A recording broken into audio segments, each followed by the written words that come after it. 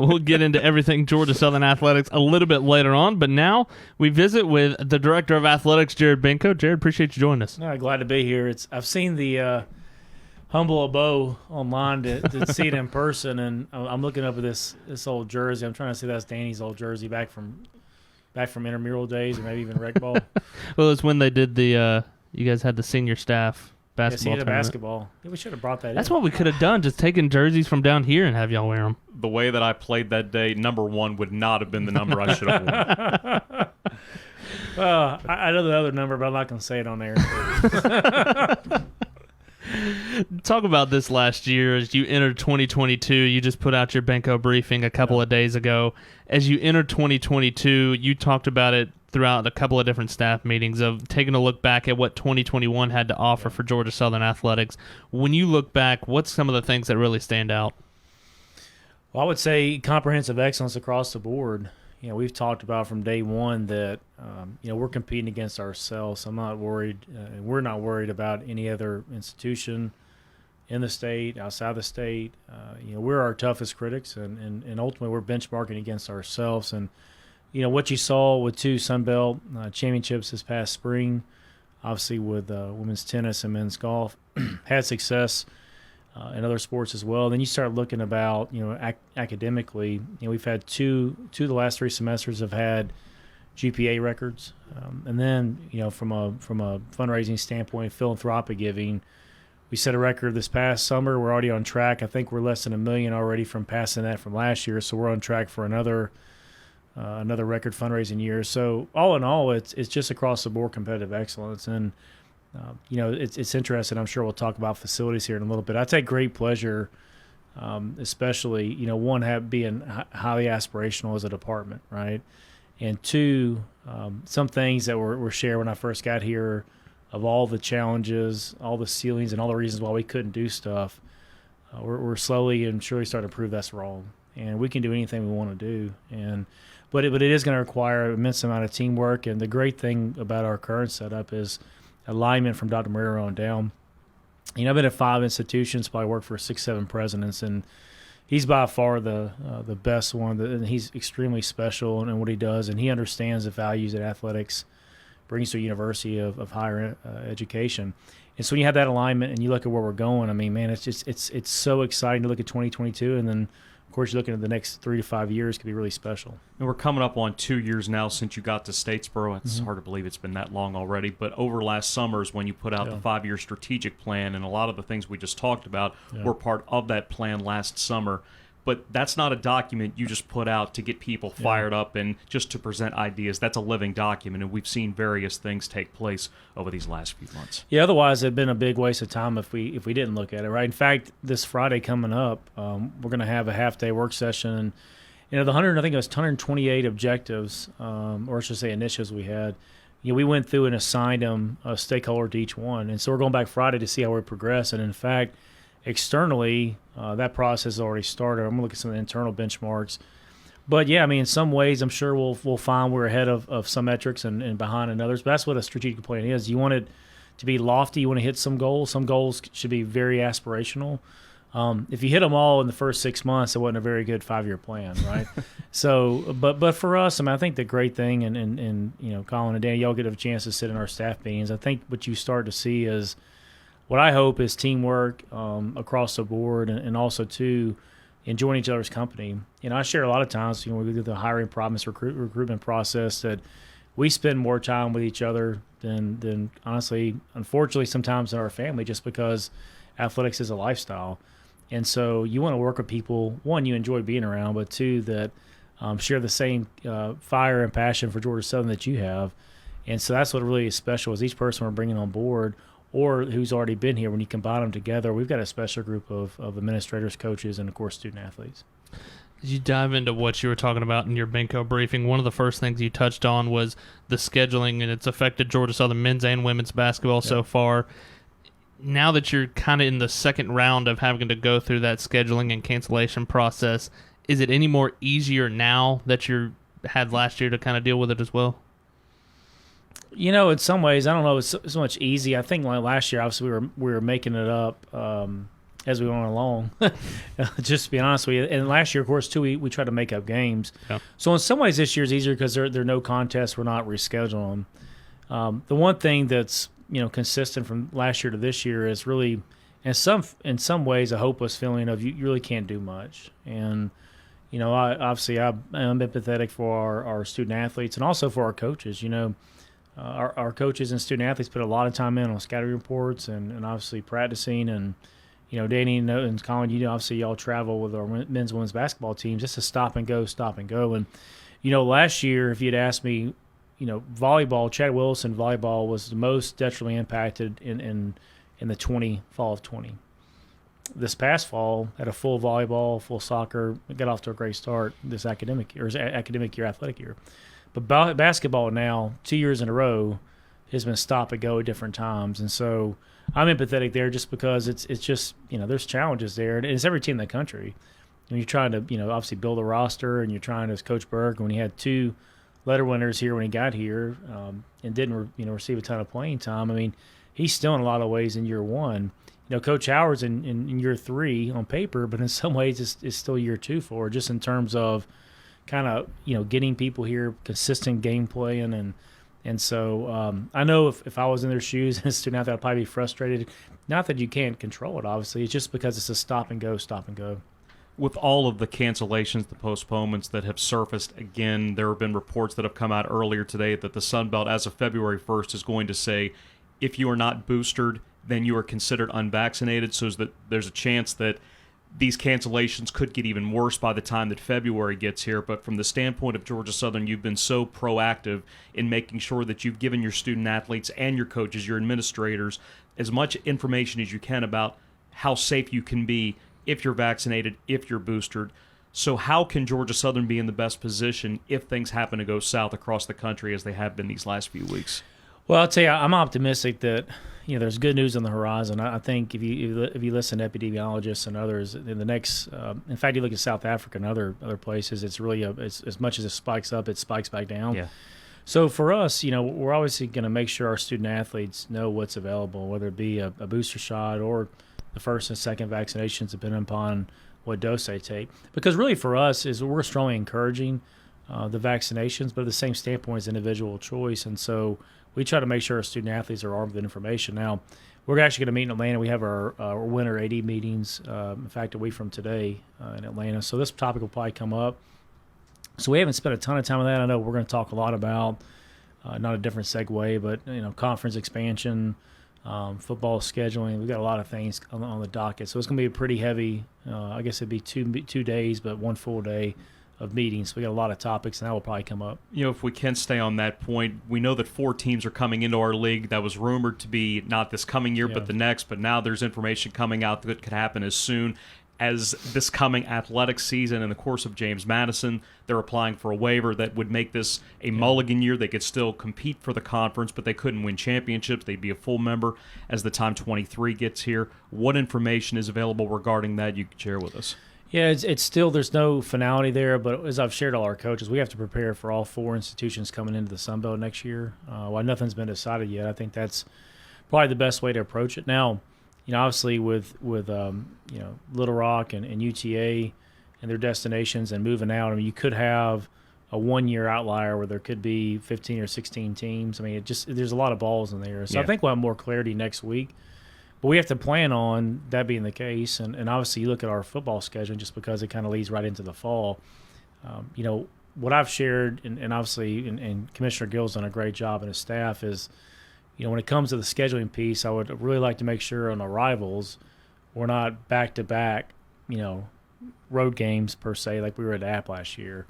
When you're trying to – I haven't seen the scheduling, consortium or aggregate, but I want to make sure that obviously, we try to get a rival at home. Well, especially considering that all 4 that are coming in the league are all more than 500 miles away from Statesboro. So travel-wise, that's going to create some, maybe not necessarily some difficulties, but some things that you wouldn't have had to consider if the league would have still been the way it currently stands. Yeah, and I guess to me, sometimes, especially with just our location being off 95, I haven't actually looked at the Google Maps yet or Apple Maps, but to your point, it's in some ways it just feels closer going up the East Coast and going out to Texas or whatnot. Now, we'll have the 2 cross-division rivals. My understanding is, unless nothing's changed, is they're going to constantly be rotating, which I kind of like. I mean, obviously when I was in SEC, you had a permanent crossover and you had one rotating.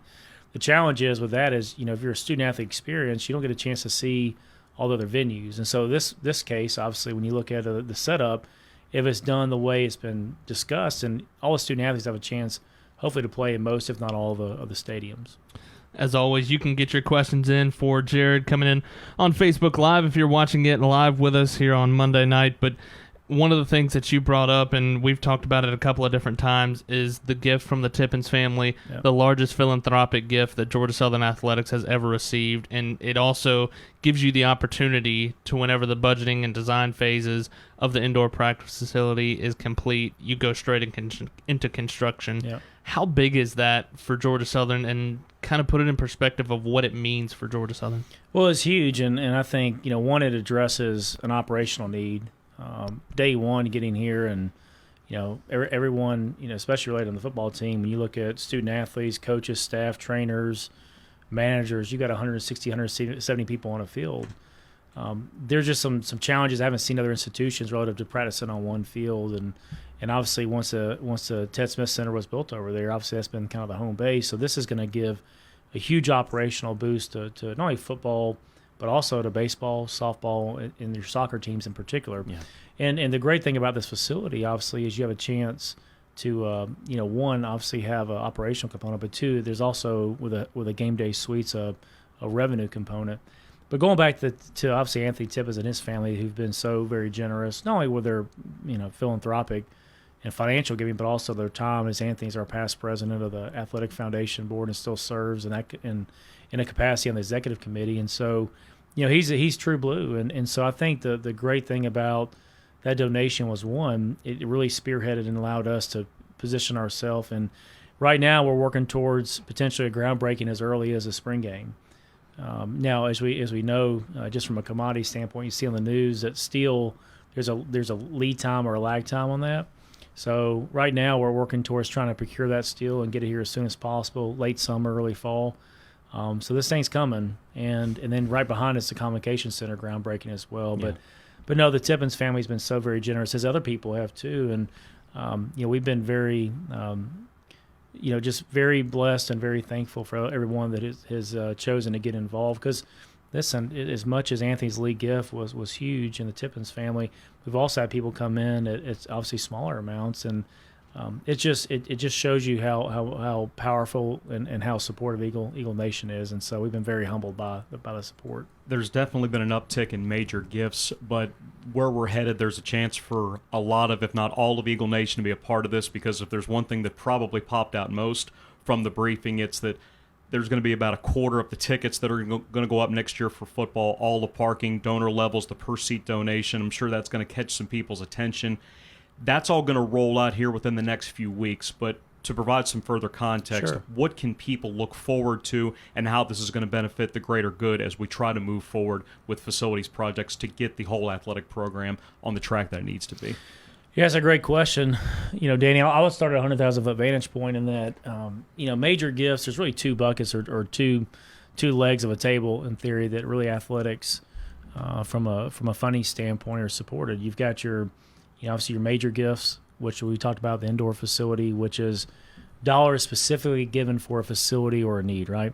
Then you have on the other side, the other leg is going to be all the operational budgets, which is coaches' salaries, that's, student athlete scholarships, that's operational costs, financial aid costs, you name it. And so for us, when you look at, yes, we've had an incredible, last year and a half, and major gifts, and continue to be very aspirational with our goal setting there. But we also, it's kind of like if you're working out and you work one arm really, really tough and you get one arm really strong, this other arm has to also be reciprocated, and that's really where if you look at the annual giving side of their Grossel Fund, and for us having not, we're in the 8th year if you think about it being an FBS institution, and our donation, our ticket prices, as an aggregate, we haven't raised in really 8 years. Yeah. And then parking-wise as well, we're going to lose, just a little bit north of 537 spots to be exact on the water tower side. Now, we'll have some come back after the facility is fully online, but it's going to be a construction zone.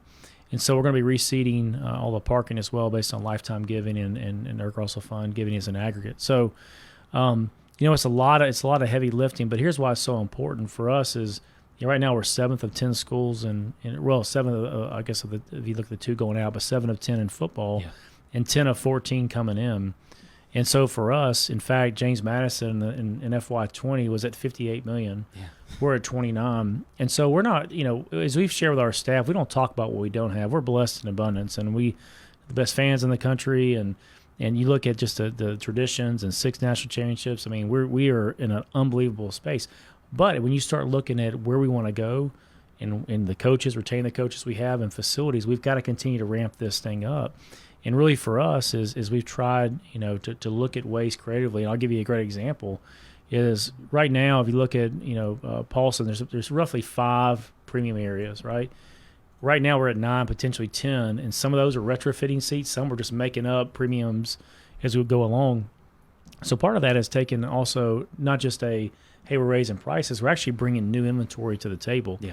And here's the thing I like about a lot of it, and I'm probably divulging too much for it. It's still being finalized.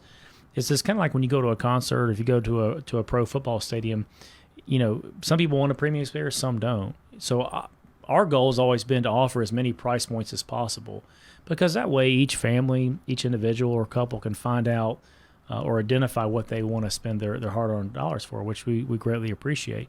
And so you can look at this new model of premium experience that starts at, when you look at the ticket price and the donation, is $66, $64 all in, all the way up to $278 per game all in.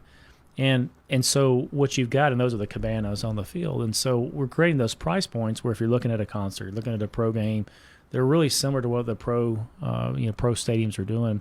And again, it gives people an opportunity to find, what they want to, acquire or purchase. So we're excited about the new inventory coming online. And obviously, Eagle Nation, we need, we got a new campaign coming out. We need you, because we do, Eagle Nation. We do need you, and we can't do this without you. And so part of this is trying to make sure that we're being as diligent as possible, turn over every stone possible. But this is the next way to continue to generate, more cash and allow us to really operate at a high level. You bring up the point of, and it's something that I think a lot of people try to stay away from and don't necessarily put out, the fact that Georgia Southern, like you talked about, 7th of the 10 schools in the Sun Belt Conference right now as far as operating budget, and we'll move down whenever the 4 new schools come in. But it's not a sense of the woe is me. It's more of how much Georgia Southern can impact and the we need you that you talked about as well. Yeah, I mean, this is the first time, Danny, you mentioned almost 2 years. That's crazy. I guess it'll be 2 years, first of March, and I've had a blast. Been 2 of the best years of my life. But I'll tell you this, in the 2 years I've been here, I don't get in front of our coaches, and I've talked about championships. It's always been the daily embracement of a process. Did you win the day? Did you lose the day? And the second thing, I haven't once talked about where we are as a budget, not to fans, not at Eagle clubs, you name it, because that doesn't really mean as much to me when we're starting. We're going to talk about what we do have. But now as we get to the point where we're at a crossroads of sorts of revisiting where we are, we have to have a baseline. Now, our goal is to continue to narrow that delta as much as we can. But now 2 years in, we've made significant strides, on the major gift side, in the foundation side. But now it's the side, obviously the annual fund side, to make that next jump. And if anything, like I said, when we talk to our coaches and staff, we always talk about what we have. Because I'm not really interested in, at times if someone says, well, this school has this or that one has this, let's talk about Georgia Southern. Let's talk about how we make sure we maximize everything we have, every resource we have. And resources beyond money too, right? It's obviously fan support, it's institutional support, you name it. So we're very blessed, and I think going back to your point, that was just a messaging first time in 2 years to say, hey, listen, here's where we are. Because I think part of that, it wasn't a knee-jerk decision. There's a lot of thought. This entire offseason has been, even during the season, thinking about, obviously, what direction we're going. And really, listen, with Coach Helton and the excitement there, I'm ready for spring ball. I'm ready to get going. So. This is so much of an investment. And I think back to when this program started. This was before any of us were here. But everybody had to do a little bit. Yep. Now we're at a point where it's the 8th year since making the transition. We're clearly not the new kid on the block anymore. But you look across the conference with the money that's being spent at Appalachian State, at Louisiana, Coastal Carolina. They're about to add their indoor very soon. It's clear that it's time to step up a little bit, but it can go back to the idea that we talked about a little bit earlier. The major gifts are going to be a major part of that, but if everybody can find a way to do a little bit more, it's going to help so much. Yeah, and going back to the increases that you mentioned in the briefing, whether it be the annual fund side, whether it be for donations and a few tickets, really, if you think about what that's going towards, is continuing to fund our student athletes at a high level academically. As obviously look at tuition and we've really made an investment in sports psychology, nutrition. We just hired our first nutritionist about 5 months ago. So, and then from athletic training, we've got a huge gamut, almost 14 full-time athletic trainers. So, I mean, we were surrounding the student athlete as much as we ever have. So that's where the money's going there. And also, too, when you start to see the success, whether it be, volleyball this year going up 100-plus RPI spots, women's soccer 198 RPI spots, and our teams continue to have success, people take an interest of what's happening at Georgia Southern. And, you want to remain competitive in the market space to retain your top coaches as well. And so all that money is to say is that we need that. And also, too, as our teams continue to have success, we want to go out and play the best. And sometimes that means we got to travel a little more. It means we got to recruit more. And so all in that is a funnel, continue to have success. It takes more and more to fuel that momentum to continue to become. Because our goal, listen, is not to be a middle-of-the-road program of all 17 sports. We want to be elite in every single sport. And to do that, ultimately, you got to make sure you have the right people on the bus, right, which we do, and the right seats on the bus. And now you got to fuel that bus, and that's kind of where we're at right now. It's a yellow bus, right? Yellow bus. It's a yellow bus.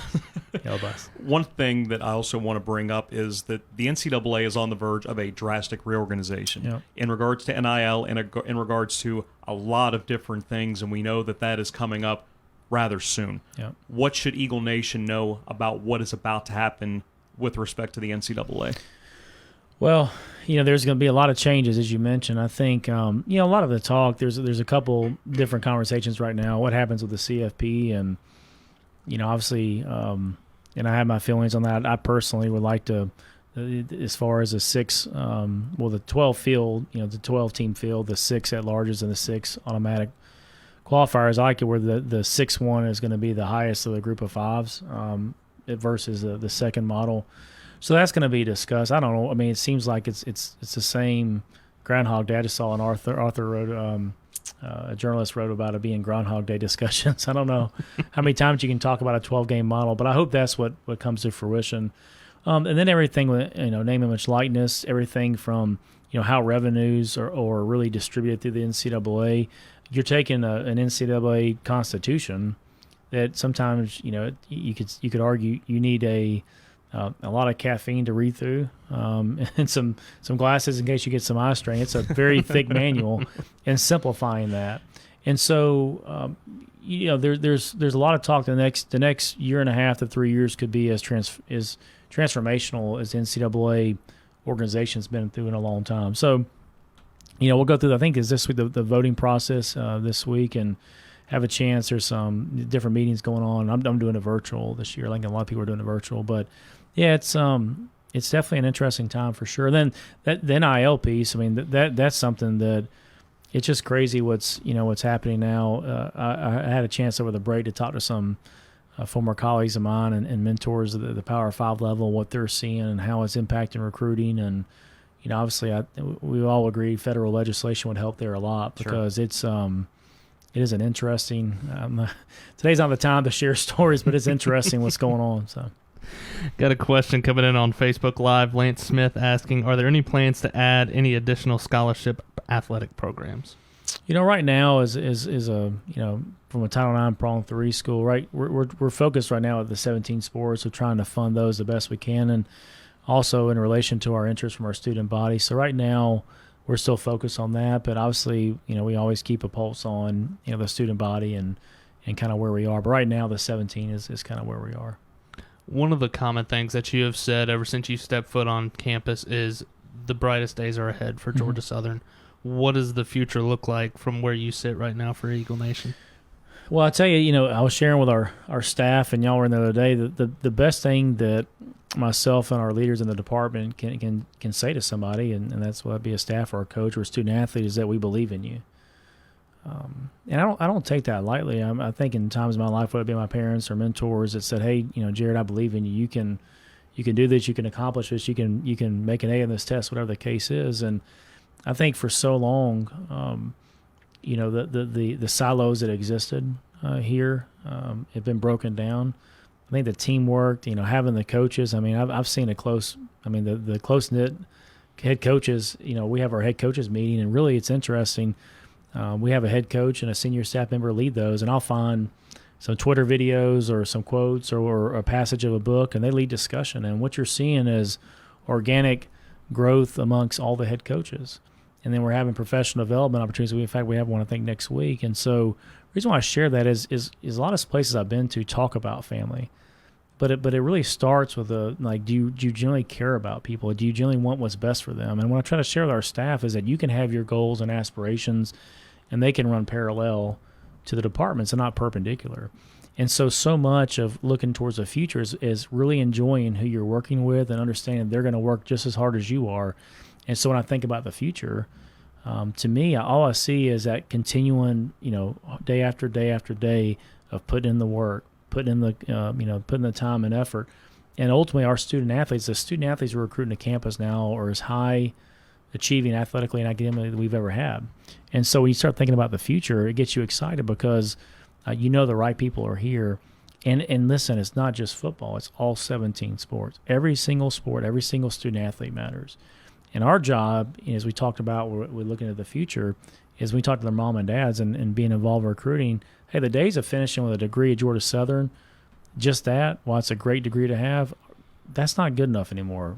Our job now is to try the best we can, not only to get a degree and make sure they have every opportunity to get that, but now to hopefully leave here with a job or on the right trackway or pathway for a job. And that's what excites me, because now the student athletes, I'll give you a great example, and I'm digressing here, but if you think about our student athletes now, we're having a chance to take 30-plus student athletes to Atlanta this spring to visit Home Depot, to go to Mercedes-Benz, to go into Dr. King's, especially obviously today with Dr. King, MLK Day, just the impact he's had on our country and our culture. To have a chance to visit his center as well and his museum. So we're having a chance to take those student athletes, and then ultimately, this summer we're making a competitive process to have 2 student athletes study abroad. So the reason why that's important is everything's about the student athlete, and we're trying to make sure we give them the best experience possible. All right, before we let you go, one of the things that you've stressed the last couple of months of over the holidays, make sure you spend some time with family, get some time to recharge a little bit. What's your favorite thing to do when you try to sit back and recharge a little bit? You already know the answer to this question. Well, and playing pranks on Chris Davis is not it. That was going to be my guess. Well, I was going to tell you when I got here today, I'm glad I'm following big shoes with Eric Reasoner last week. So I'm not going to pick on Eric. But no, I would tell you this is the right response is spending time with my wife is first. Get your brownie points. There you go. Yeah, her birthday's next month. So, no, really my family time. At times, as I shared before in the football coaching piece, I do sometimes a bad job of putting my phone down, and I love what I do. I mean, part of that is not an excuse. I love what I do. I love Georgia Side. I love every day waking up and having a chance to work alongside y'all and our staff. And so I don't look at it as work, but sometimes I don't do a good job disconnecting. And so over the break, I had a good chance to spend time with family and friends, and obviously grilling is kind of one of my hobbies. I want to get better at golf because the competitor in me, my son, is fastly coming close to beating me in golf, and he's 8. So I feel good about other sports of me holding on for a while, but his golf game has significantly gotten better, and mine's about the same. So I've got to start playing a little more. I enjoy playing golf. I just, when you're not good at something, it kind of gets frustrating. So I've got to get better at that, though. So golf will soon become a hobby. Right now is grilling. So. I know the grilling has always been something since you've been here. Is it something that you've had for a long time? Yeah, I mean, I've enjoyed grilling a lot of times. Honestly, just grew up and like everybody on a gas grill, and then I got a smoker. I don't know, it was 2017, 2018, and started just tinkering around with it because if you're new to it, it's kind of intimidating because you're like, what do I do and how do I cook stuff? And especially when you're spending money on meat. You're like, I don't want this to stink and not taste good. So as I felt the first brisket, I was like, wow, this better be good.